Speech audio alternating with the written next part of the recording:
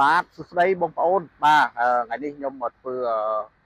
វីដេអូបង្ហាញប្រភេទ PSX របស់ជប៉ុនបងប្អូនបាទមួយគ្រឿងនេះពណ៌ខ្មៅបងប្អូនបាទ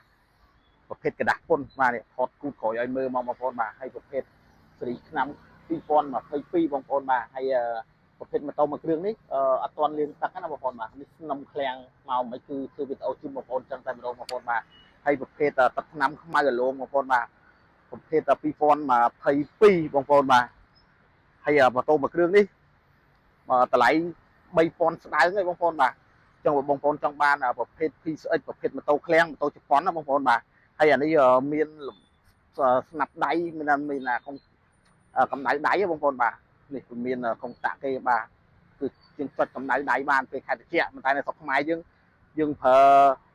ក៏បានមិនប្រើក៏បានដែរបងប្អូនតែគឺមានកុងតាក់បិទបើករបស់គេបាទហើយប្រភេទ PSX មួយគ្រឿងនេះពណ៌ខ្មៅបងប្អូនបាទស្អាតណាស់បាទអញ្ចឹងខ្ញុំចាប់វីដេអូមកជុំឲ្យបងប្អូនមើលបាទហើយចុងកាត់9នេះអត់មានខូចទេបងប្អូនតែយើងបិទស្ពុតចំណាំកុំឲ្យថាច្រឡំម៉ូតូគ្នាមួយម៉ូតូ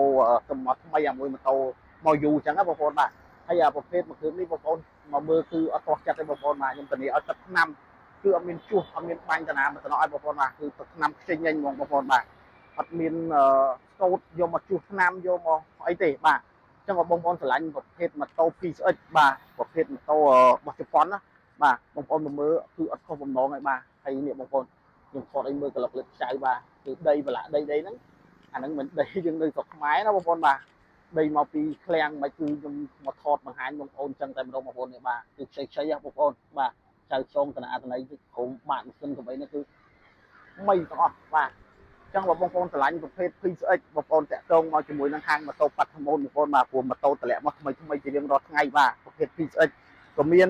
ប្រភេទម៉ូតូ Scoopy ក៏មានដែរបងប្អូនបាទប្រភេទ ADV ក៏មានដែរបាទចឹងបងប្អូនឆ្លាញ់ប្រភេទម៉ូតូមកពីជប៉ុនសុទ្ធ100%បងប្អូនអាចតាក់ទងមកបានបាទសូមអរគុណ